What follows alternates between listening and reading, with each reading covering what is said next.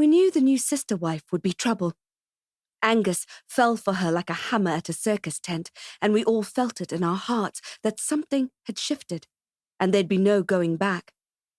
Ruth Ann was blonde and a little too beautiful, and after we met her for the first time, I saw the stars in my husband's eyes. He hardly ate any of Clara's lamb stew, even though she's the best cook in the family by far, and it had always been his favourite. "Is this what he was like when he met me?" I asked Clara that night. Clara was the first wife, the legal wife, and matriarch. Angus thought he was the one who held the family together, but really, it was Clara.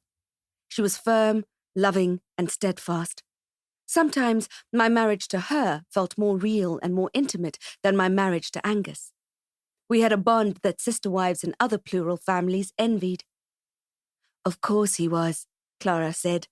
"It was love at first sight with you, Hannah. You know that." I'm not sure I would have accepted Angus's marriage proposal if it weren't for Clara. She's the one who wooed me during the courting phase. After Angus had expressed a desire for me to join the family, the three of us got to know each other.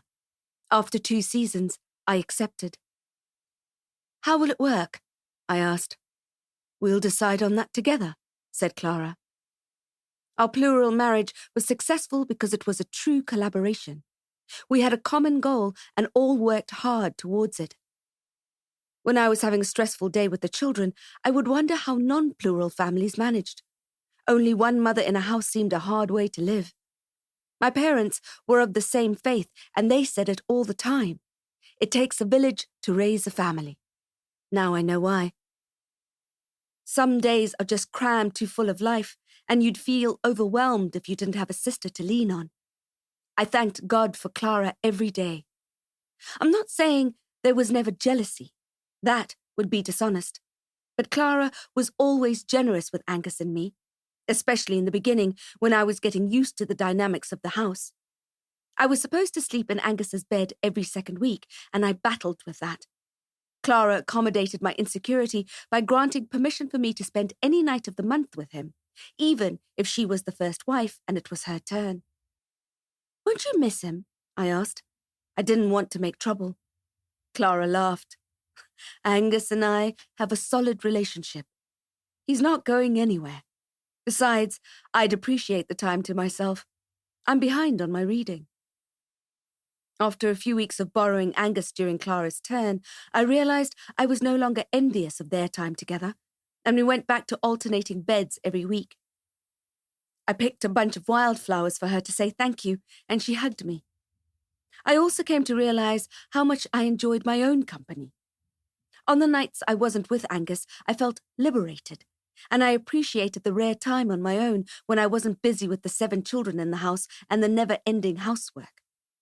I thought that I had conquered the problematic emotion of jealousy, but when Ruth Ann arrived in our lives, I realized I had not.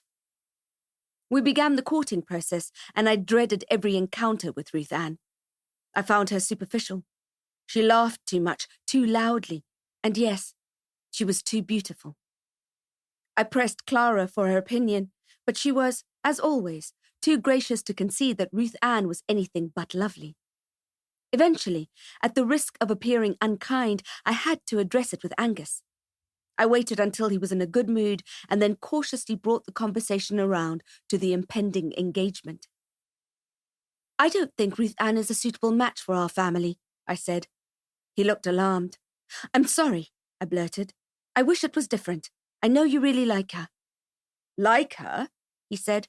"I'm in love with her. And she's agreed to marry us." His words cut through me like a plowshare. I wanted to lie in bed and weep. Instead, I stood there in our bedroom and stared at the carpet. I felt betrayed in the worst way. As a sister wife, the only power you have is deciding who to accept into your family, and Angus was undermining that power. "I was going to tell you and Clara tomorrow at our family meeting. I know it's difficult for you," he said. "You've always been the jealous one," I imagined him thinking. "You're not emotionally mature enough to deal with another wife. This will be the lesson you need to overcome your inadequacies." "Our family is perfect," I said. "Are Clara and I not enough for you?" I loathed myself for saying it, loathed how panicky and vulnerable I felt. I wished I could have as generous a heart as Clara. Angus looked unhappy. It wasn't the first time I had disappointed him, and my cheeks burned with shame. "Please remember who we are and why we do this," he said. "We are following the word of God." I respected Angus deeply, but I disliked it when he brought the Lord into our arguments. If God was on his side, who could argue? "God didn't choose Ruth Ann," I said. I felt the scorpion sting of my spite. "Of course he did," said Angus. "This is the Almighty's plan. Why else would she be in our lives?" My skin continued to burn, and my throat swelled with all the angry words I could not utter. I grabbed my pillow and stalked out. He can sleep alone tonight, I thought. Just him and his Almighty. Clara was peeling potatoes when I joined her in the kitchen. I washed my hands and got to work. There was a lot of chopping to do in a household of 10 people. I thought, not for the first time, that soon we'd have to invest in some industrial-sized food appliances. As it was, cutting onions would leave us half blind with tears. My 5-year-old said it made his eyes melt, which gave Clara and me a good chuckle.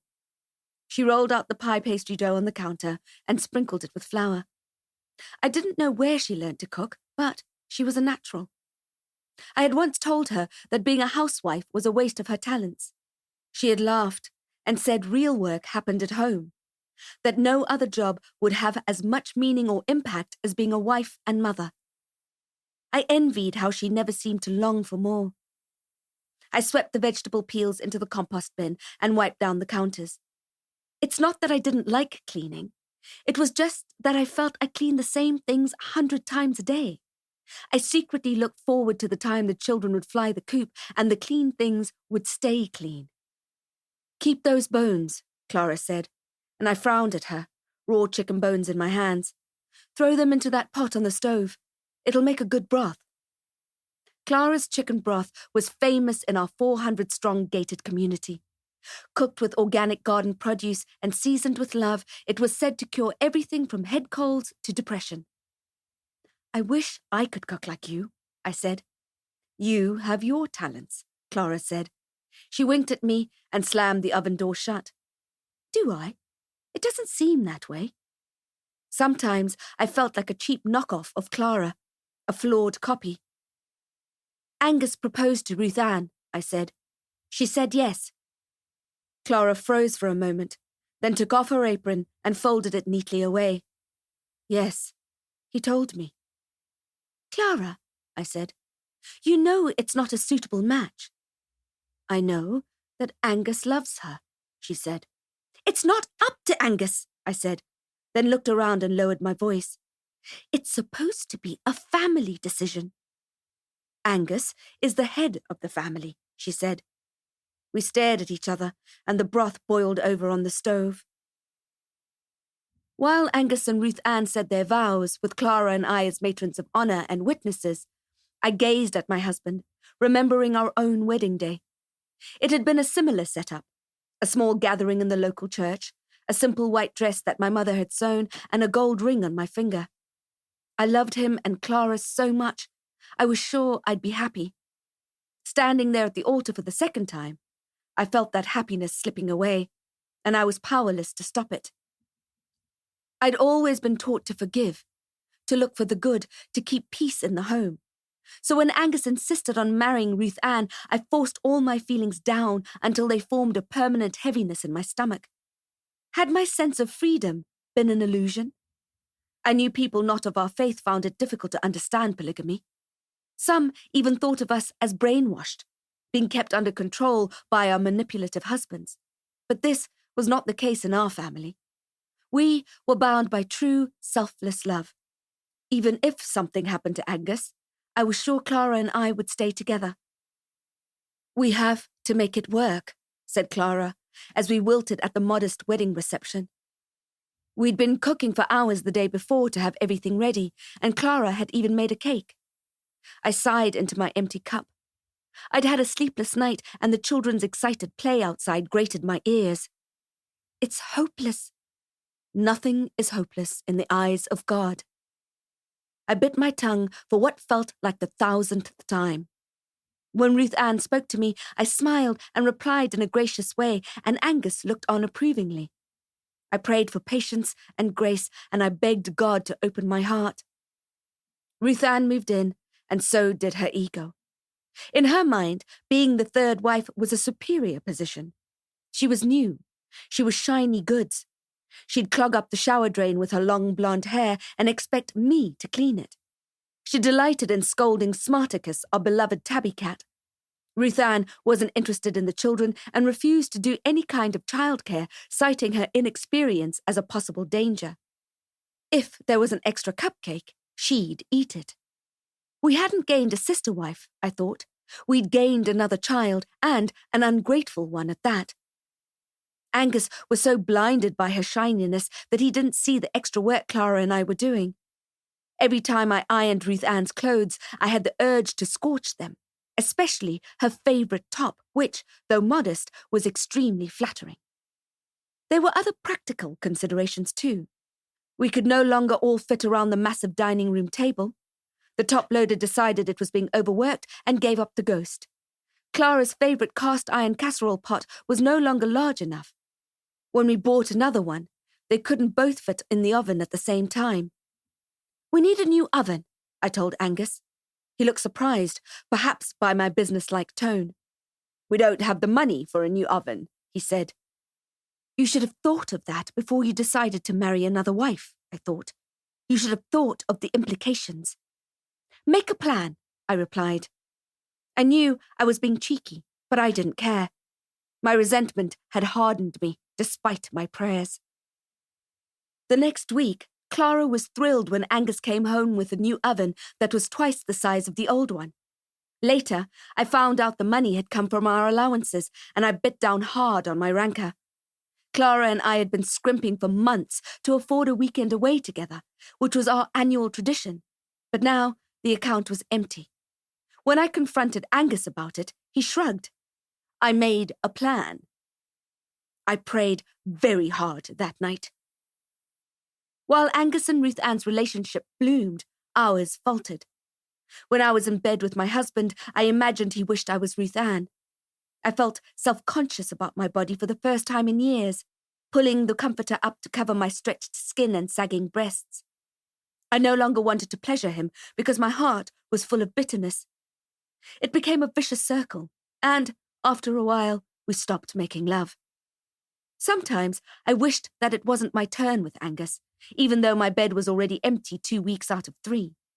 Sometimes I wished he and Ruth Ann would move out and live somewhere else and leave us in peace. My resentment towards Ruth Ann didn't go unnoticed. Clara implored me to leave it in the hands of God, and Angus called a family meeting so we could discuss my behaviour. "My behaviour?" I asked. "What about Ruth Ann's behaviour? What about the way she never helps around the house, never speaks to the children, never does a load of washing?"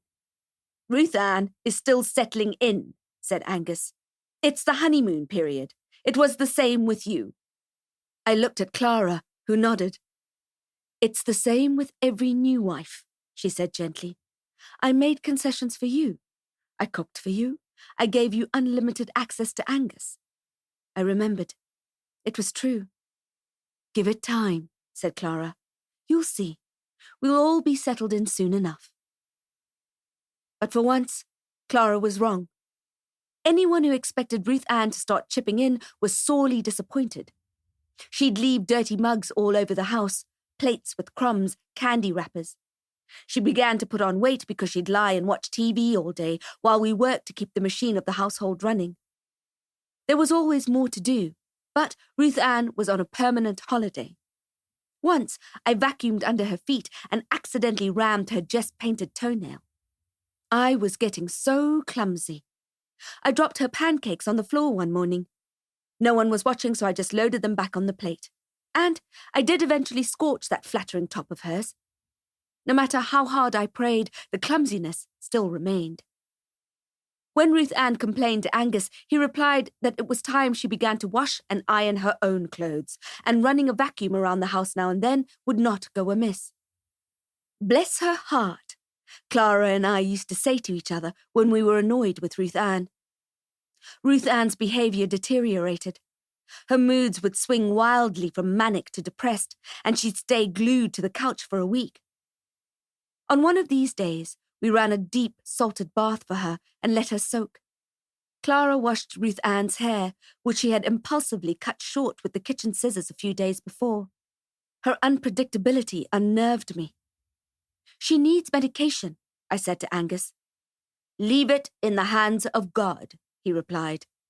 He had been distracted lately. Work had been demanding. His second wife was no longer appreciative of his advances, and his third wife was proving difficult to manage. I scolded myself for the pleasure I felt in Ruth Ann's pain. Schadenfreude, they call it. I knew it wasn't virtuous, but I couldn't help feeling that little stab of spiteful enjoyment I got from seeing the shininess erode to rust. On a day she couldn't keep still, Ruth Ann left her couch and came to watch the children playing outside.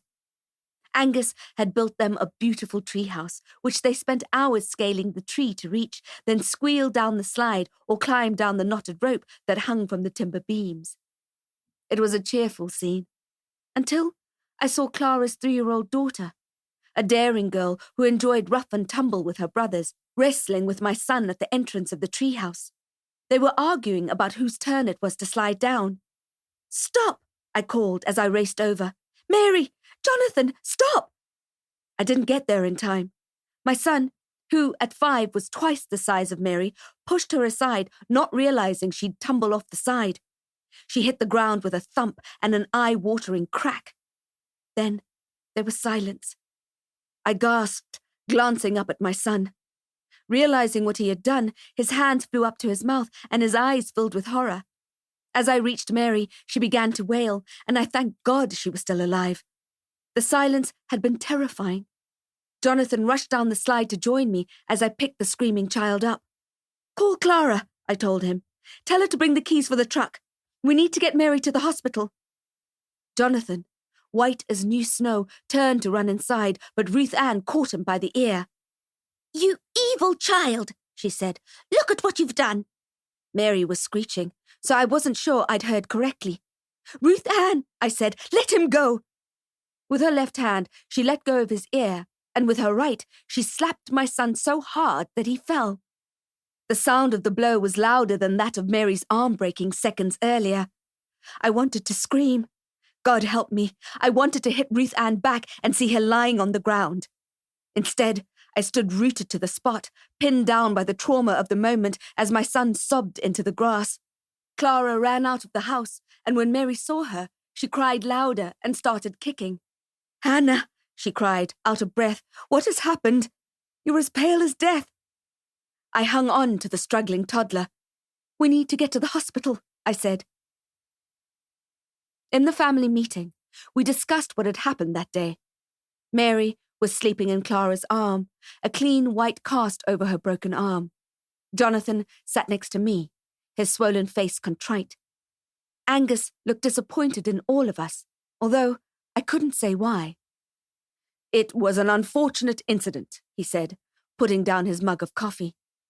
My angry words bubbled up. I couldn't help it. Even prayer wouldn't keep them down.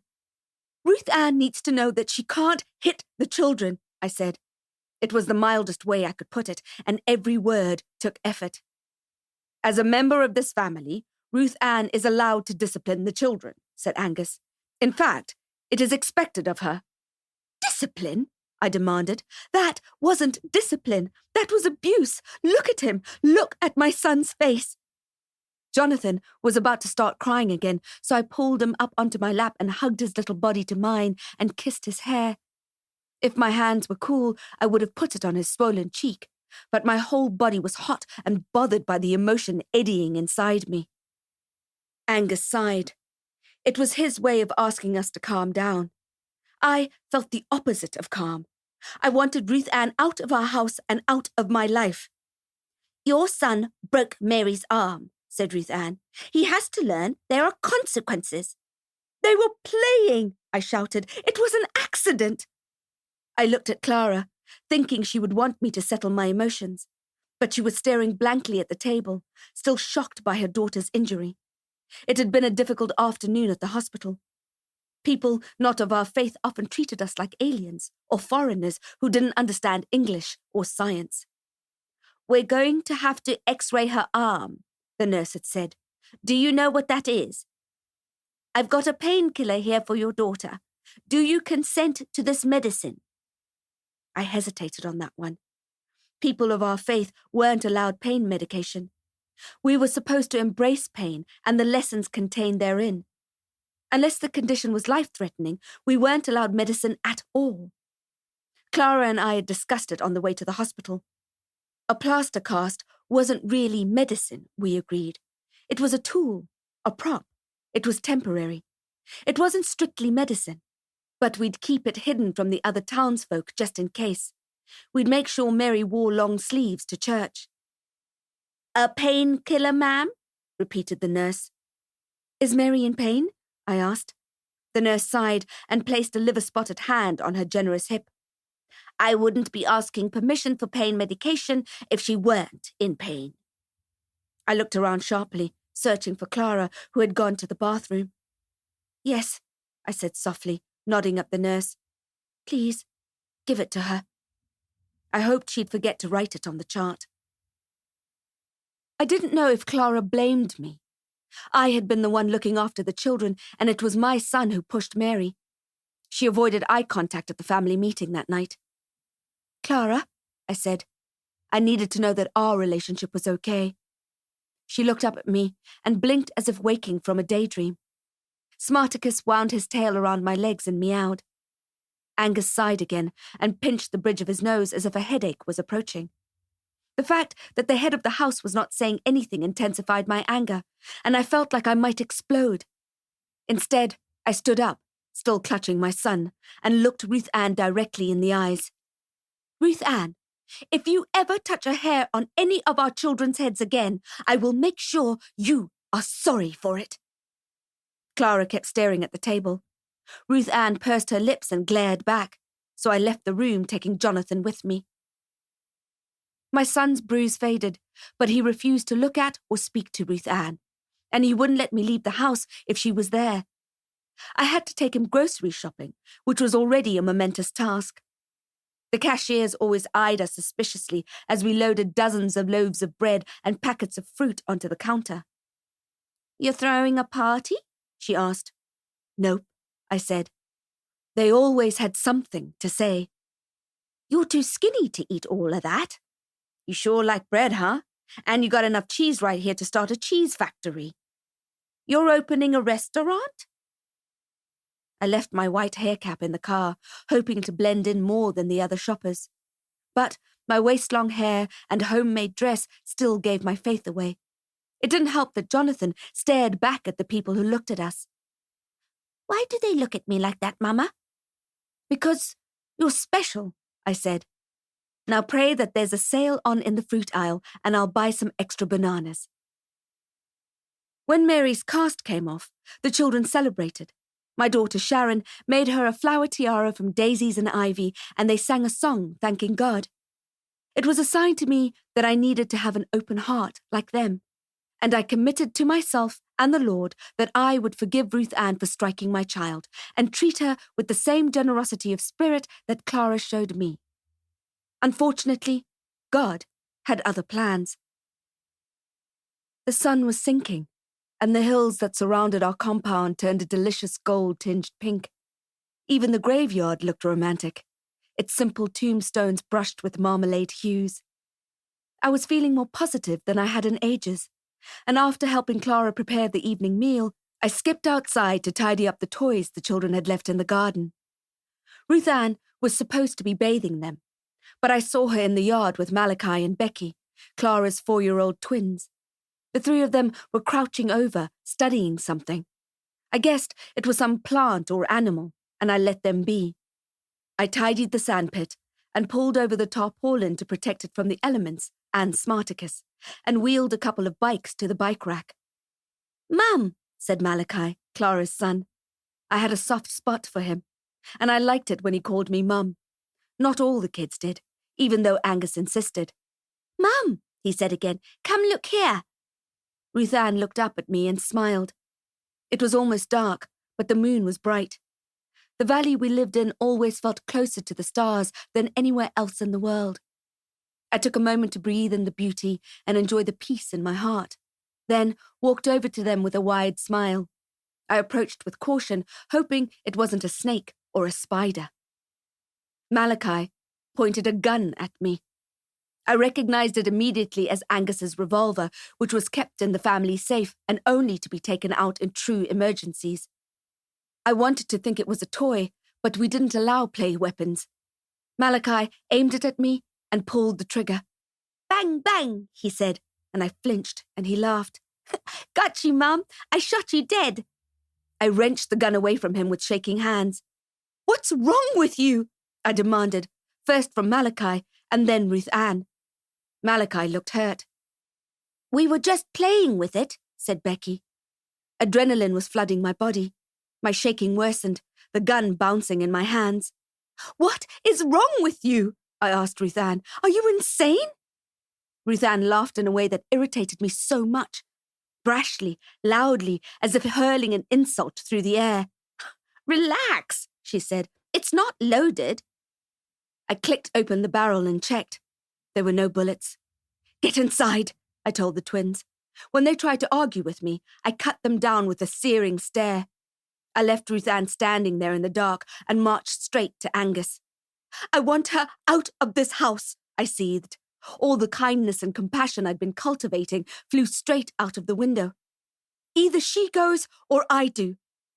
This is extremely upsetting, said Angus, checking the gun and putting it back into the safe. I saw him change the password. This is just a terrible thing. I'm sincere, Angus, I said.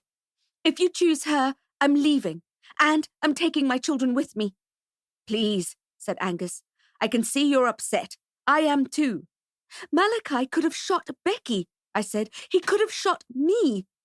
God spared your lives. God wouldn't have to spare our lives if Ruth Ann hadn't put us in danger, I was shouting, and I didn't care. This is something we can work through as a family, said Angus. It's a teachable moment for Ruth Ann. Angus, I said, and my body shook all over like I had never experienced before. I'll be packing my bags tonight. Please, said Angus, don't do this. I stabbed my chest with my finger. I'm not doing this. I'm not doing any of this. Ruth Ann is doing it. She's been a force for destruction since the moment we met her. That is indeed how I saw her. A tornado that would soon raze our house and everyone in it. Angus could stand by and watch if he wanted to, but I was going to save my children. Angus and Ruth Ann had a noisy argument. Ruth Ann had no qualms about shouting at Angus, which was the only thing I liked about her. We heard snippets of the fight through the walls, and some of the smaller children cried. Clara watched me pack, begging me to reconsider. I'll think of something, she said. I'll keep us safe. You can't, I said, zipping a bag closed. It was difficult to pack when my vision was awash with tears, but I had made up my mind. I kept imagining what would have happened if there had been bullets in the gun. Hannah, she shouted, and I snapped out of my emotional blaze and dropped the bag. I collapsed onto the floor and began to weep. Clara kneeled and embraced me. Don't leave me, she said. I love you. I'll always love you. We hugged harder than ever until the tension left my body and I was exhausted. Then she put me to bed and tucked me in as if I were one of her children. I didn't see Ruth Ann the next day or the next. When I asked the children, they said she was sleeping. Maybe she felt bad about what had happened, or perhaps she had had some kind of psychotic break. I was glad not to see her. Clara dutifully took her meals 3 times a day on the dinner tray decorated with farmhouse animals. Most of the meals came back untouched, but Clara was not discouraged. On the 3rd day, she made her famous chicken broth served with freshly baked bread, and the bowl came back empty. My bags were still packed. I hadn't yet decided if I was going to follow through with my plan to leave. We already did so much work for so little money. Perhaps a nice town somewhere would be better. But then I'd gaze at Clara and our children, and I couldn't imagine a life without her. In the middle of the night, I stole into her bed and snuggled into her. "I love you," I said, and she kissed me. Seeing as though the chicken broth was the only thing that Ruth Ann would eat, we made a huge pot of it for the week and stored it in the cool room. The children were told not to touch it. With forgiveness and patience I admired, Clara warmed a portion of soup every mealtime for Ruth Ann. She bathed her and dressed her in clean pajamas and spent hours reading scriptures to her. Despite the care being shown, Ruth Ann's condition worsened. Soon she complained about loud noises when there were none, and said her body was afflicted with pins and needles. Her skin had an awful colour, cooked oats, and her hair began to fall out. "She needs a doctor," Clara and I said to Angus. "Leave it in the hands of God," he said. "What if we had left Mary's broken arm in God's hands?" I asked. I had by then become more forceful in my dealings with my husband. I had stayed quiet for too long, not causing trouble, not making a fuss, not rocking the boat. "Mary's arm was broken," said Angus. "Ruth Ann just needs our prayers." Clara and the children prayed by her side, asking God to heal her disquieted mind. Some days she would seem better, and I became suspicious that she was feigning her illness to avoid housework. But then a day or two later, she'd be cold and sweating or vomiting into the bucket beside her bed. "She's getting worse." Clara peeled off the rubber gloves she had been wearing to scrub Ruth Ann's bathroom. She smelled of bleach. Clara called a family meeting. "She should be at the hospital. Her condition is deteriorating." "Ruth Ann will be well again in time," said Angus. "Perhaps this is the Almighty's way of allowing her time to consider her behaviour." "You think God is punishing her?" I asked. The thought had occurred to me too. "I cannot say what our Lord's intentions are," said Angus. "I can only say that His will is my command." We prayed together, then moved to our rooms. Clara helped me unpack my bags. Ruth Ann continued her downward spiral. We intensified our prayers and readings from the scripture. The pastor came by to bless Ruth Ann and give her the Holy Sacrament. Just like I had felt my happiness slipping away when Angus and Ruth Ann became engaged, now I felt Ruth Ann's life slipping away. "Shall we just put her in the truck?" I whispered to Clara. "We can take her to the hospital before anyone knows what we've done." "We'll be excommunicated," said Clara. "It's not our way. Angus has spoken, and it is in the hands of God. Besides, Ruth Ann should be with her own people at a time like this. You know what the others are like. They don't understand us." I still thought I should just take her, but then I remembered the judgmental looks we got while shopping, the questions, the interrogating stares. I couldn't imagine Ruth Ann staying in a hospital with all those strange, suspicious people around her. There was more chance of her getting better in her own bed, surrounded by love. Clara, exhausted by an all-night prayer vigil the night before, fell asleep before lunchtime. So I let her rest, fed the kids, and went to fetch some chicken broth to warm for Ruth Ann. When I opened the door to the cool room, an empty porcelain bowl in my hands, I saw that our greedy tabby, Smarticus, was lying in the corner. "Oh, you naughty cat," I said affectionately. "How did you get locked in here?" Smarticus was an expert at stealing fresh cream from the pail. When he didn't move, I walked over to pet him. As soon as I touched his fur, I drew back with a gasp and dropped the bowl. It smashed on the cold concrete beneath me. I began blinking rapidly, perhaps from the shock, and was about to call Clara when I remembered she was asleep. I touched Smarty again and recoiled again. His body was already stiff. I looked at the container of chicken broth and saw the telltale signs of feline tampering. The cat had managed to help himself to some of Clara's famous chicken broth. My heart was hammering as I swept up the shards of porcelain and binned them. I fetched an old frayed towel and wrapped Smarticus up, carrying his small body like a baby. I took him outside, where I buried him in our family graveyard, where we'd all end up one day. The people not of our faith didn't like it, But we didn't register births or death in our compound. Our leaders said it was no one's business but our own. I watched the sky as it turned from blue to pink to fiery orange, and I decided to leave the matter of Clara's chicken broth in the hands of God.